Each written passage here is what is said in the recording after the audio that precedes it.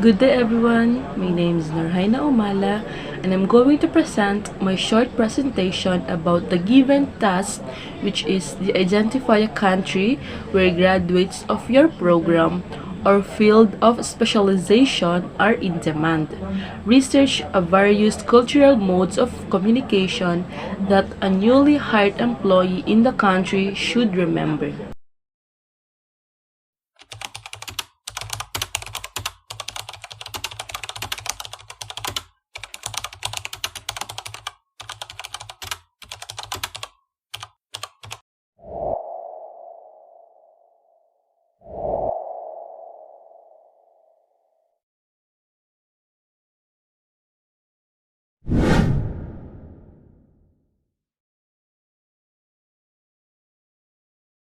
So Egypt is very famous of its ancient civilization and the monuments of the majestic pharaohs, such as the Great Pyramids of Gaza, the Great Sphinx, and the Egyptian Museum. The Gem, or the Grand Egyptian Museum, Saqqara, and the Shur.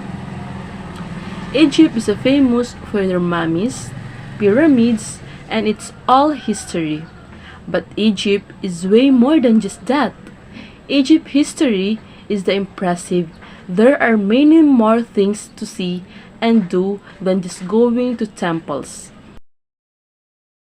And now, let us go back on a various cultural modes of communication that a newly hired employee in the country of Egypt should remember.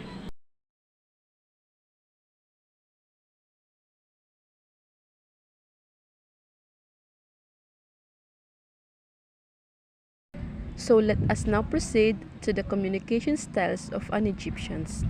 Egyptians are quite expressive and passionate when they converse.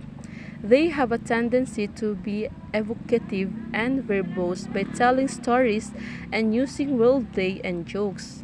They are generally open and emotive, displaying happiness and gratitude freely.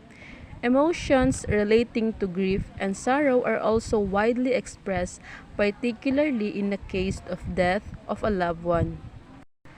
However, public displays of anger are discouraged and may be interpreted as an insult. So Egyptian is also an indirect communicator. Egyptians are generally communicate in an indirect manner. They tend to avoid replying with a direct no and instead usually offer a lengthy reply that may not answer the question. However, depending on the context of the conversation and who they are communicating with, they may be direct in some instances. For example, someone of the seniority may be position or age may be more direct when they conveying with those below them. The Egyptians are also a direct communicator.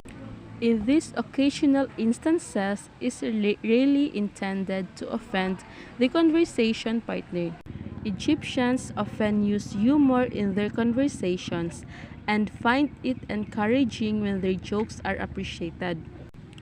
When you meet someone who is an Egyptian for the first time, it is common for them to say a joke. So that's all for today. Thank you for watching.